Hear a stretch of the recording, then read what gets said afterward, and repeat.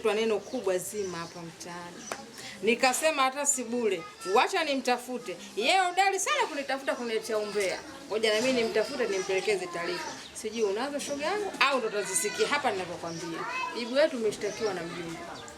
Tena tumeshtakiwa Bimtama katutafutia neno kubwa zima. Anasema kwamba sisi tunavuruga ndoa yake yeye na mzee Chira. Wewe unapi mtu kwa mjumbe kashindwa kesi? Kajisumbua tu.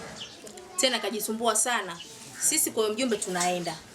Na hiyo kesi haifiki popote, sisi ndio tutakaoshinda. Mtu mzima kama yule atakushindana sisi ataweza wapi? Huyo mjumbe tunaenda kumweka hapa. Mambo yote niachie mimi. Yaani labda hiyo kesi mimi nisitake, lakini kama nimeitaka haifiki popote ndugu yangu. Kama ninapokujua ndugu wangu, haupoi, hauogopi dudu wala mende. Siku hiyo utacheza kama Pakome, nyuma haupo, mbele haupo. Yes, anataka ligi na sisi. Anataka bato na sisi. Sisi tutamuonyesha na tutamjulisha kama marage ni mboga na softali.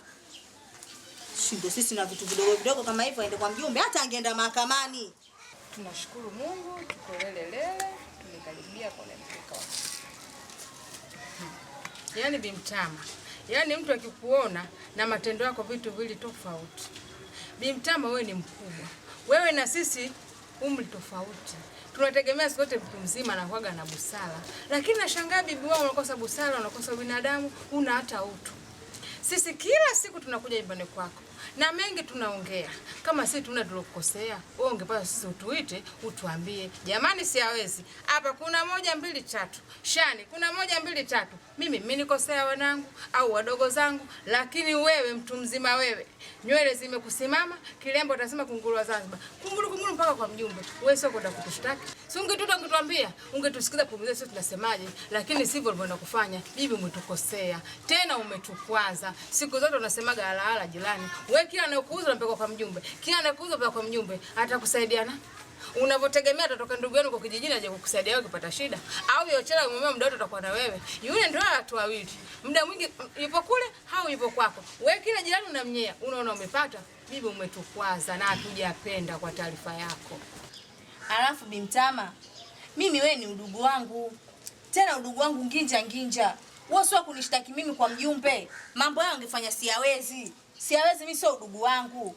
Lakini wewe unaenda kunishtaki mimi. Bora basi hata ungemshtaki siawezi huyu kuliko kunishtaki mimi Bimtama. Kwenye baya, kwenye zuri, kwenye jema, uko na mimi, au uko na mtu mwingine. Kwa nini unaenda kunishtaki? Ulikuwa una uwezo wa kuniita na kuniambia, "Shani, umefanya hivi na hivi sijapenda, umenikosea." Ningekuelewa. Mimi na wewe umri tofauti, wewe ni mtu mzima na mimi najuaga watu wazima wanakuwa na hekima. Ungekatumia basi hata yako ka hekima kadogo tu cha kuniita, lakini sio haka ulichokafanya. Umenikosea sana Bimtama. Mmemaliza? Tumemaliza. Tunakusikiliza wewe unaenda kutushtaki. Sasa nasemaje? Kwanza sijawaita. Pili, moyoni mwangu kuna dukuduku. Moyoni mwangu kuna dongi limenijaa hapa. Sawa? Ninachowaomba, muondoke. Hivi bibi unajua anafuna tumekuja taratibu anaona kama tunamuogopa Awe bibi si hatukuogopi. Yaani unavyotaka na sisi tunataka na sio kwa mjumbe. Tunaenda mpaka kwa mwenyekiti. Sijawaita hapa haya. Ndio tunaenda. Nenda kwa mjumbe wako, nenda kwa mwenyekiti, nenda mahakamani. Nimesema haya. Nipishe mimi na tutakuja. Na mwendo muanzisha ujue kuumaliza. Utabaki hapo na utarefuka.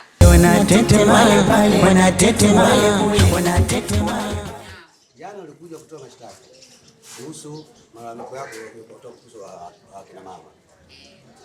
Na nilikwambia kwamba nitatafuta nikiwapata nitawaja hapo. Kuja kuongea hili swala. Sasa. Mzee wangu, usinione niko kimya. Yaani kwanza nimehemewa. Nimehemewa kabisa kwa hiyo anachonituma. Na sio kuhemewa tu. Kwa sababu mimi huyu ndugu wangu. Tena ndugu wangu nginja. Nashangaa na hizo tuhuma anazonipa. Sijui chochote kuhusiana na hayo maneno. Mimi nakushangaa. Unacholea kitu gani? hata jambo halijafika mwisho. Wewe umetetwa kwa mjumbe, ina maana kwa mjumbe tunataka suluhu. Ukilia ndo umepata hoja.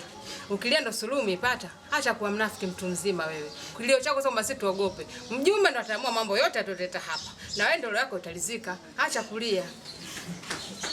Bibi wewe unavomuona wewe, mimi ndo udugu wake. Hana mwingine zaidi ya mimi. Mimi ndo udugu wake, shoga yake nginja. Japo kiumri tumeachana. Mimi siwezi kutoa mambo yake shoga yangu mimi huyo. Labda siwezi. Mtama, umesikia malalamiko ambayo wanazungumza kina mama?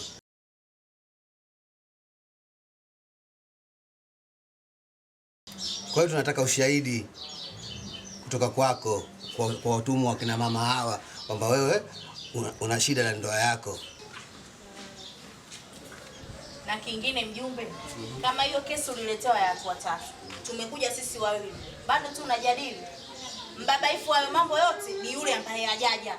We bibi, mgonzo wako umjui, mtapitapi wa maneno umjui, ukatuingia simu ungona tuto 2000 na usu. Mimi naona tumekuja kupotezeana muda tu mjumbe. Naondoka. Kwanza una tabu kwa ubwabwa mkono mjapika. Wewe mzee wa Ramadhani wote bwana wanataka ubwabwa tu. Bwana wewe. Mzee kula mwanamke. Na siku nyingine ukituita kwa sababu ugomvi wako unamjua, usitusumbue. Achana naye huyo namna. Unakuja kula kwani hapa? Unatetema.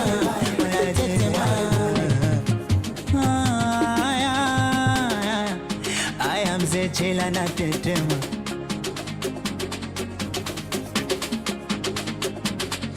Nite mzee Chela eke shuka bofu. Napenda mali safi misitaki mali mbovu. Mademu wananijua misinaga show mbovu. Endele ni kuchonga mina watoa mapovu.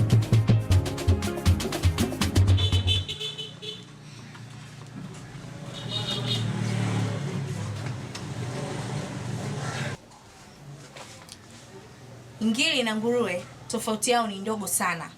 Ni yale meno tu kutoka nje. Unamaanisha nini? Mimi sijakuelewa. Nasikia harufu ya ubaya kutoka kwako. Hivi wewe, yale yote ninayoyafanya kukupigania wewe na ndoa yako ni bure kabisa eh? Shani, nione nimepoa. Sitaki kelele, masikio yangu yamechoka mwangu wa kutoka katika mdomo wako. Si unanielewa wewe? Kwa nini unaletea kelele? Heka kwenye ndoa yangu, shida gani lakini?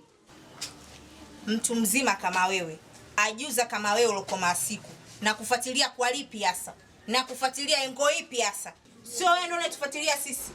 Eti ukaenda kutushtaki sisi kwa mjumbe. Ulizani kutupeleka sisi kwa mjumbe au kunipeleka mimi kwa mjumbe ndio itakuwaje yani? Au wewe mjumbe ndio atanifanya nini? Umebaki na aibu tupu. Umejiliza tu pale machozi ya kinafiki. Umefedheka. Shani, mimi sipendi kelele unajua. Yaani na maana ndio kimekutoka kule kwa mjumbe umekuja kusimama hapa. Si ndio? Shani, niangalie alafu kisha uniache. Wewe unasema wewe ajuza mimi. Kulia kwangu mimi nakwambia sasa lile chozi nilolia kwa mjumbe. Sasa nakuthibitishia Shani, wewe na yule aliyekimbia amekosa kufika kwa mjumbe pale. Wisalata mtaa nyinyi na wathibitishia nyinyi. Mimi nyinyi nitawakomesha. Hasa wewe lazima nitakuonyesha mimi wewe. Yaani ndio kilichokutoa kule unakuja kusimama hapo na nisubiri mimi. Mimi ndio Bimtama kama ufahamu. Ngoma ya mwisho hii kama ya kuchezwa ngoma ya mwisho. Upo, sitokuogopa wewe na mimi nahakikisha wewe mpaka utaona. Utanionyesha nini mimi ambacho sijakiona mpaka umri huu? Utanionyesha kipi ambacho sijakiona? Unafikiri mimi utanitisha?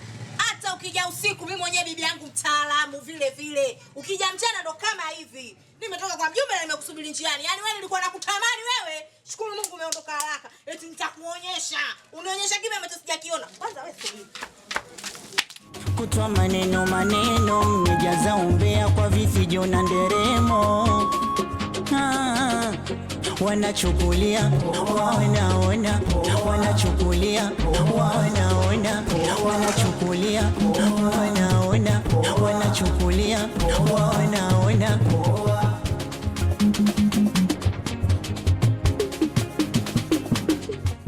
Mbona unashangaa unasema kuna jinsia moja? Wakati hapo unaona tupo jinsia mbili tofauti. Yaani mambo vidogo tu mpaka kupoteza muda, mambo kibao, wakati unajua hapa mjini mtu akiwezeshwa anaweza. Penye uzia pitisha rupia, mambo yaendelee. Alafu mjumbe, unakuwa kama kuosha uso bwana asubuhi. Ukipata fursa, ifursie. Na wewe tena. Unanikosha wewe mtoto wewe. Basi jioni itakwisha. Basi jioni unaongea kwa oga. Changamka mwanaume wewe. Itakwisha, si yani. Itakwisha na Aziz. Haya sawa, tunakutegemea. Basi hamna tatizo. Afu mjumbe, ana buku hapo. Jioni. Sawa. Unatetema.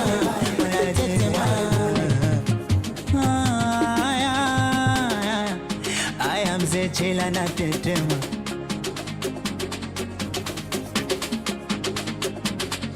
Nite mzee Chela eke shuka bofu, napenda mali safi misita. Wewe kiongozi wangu,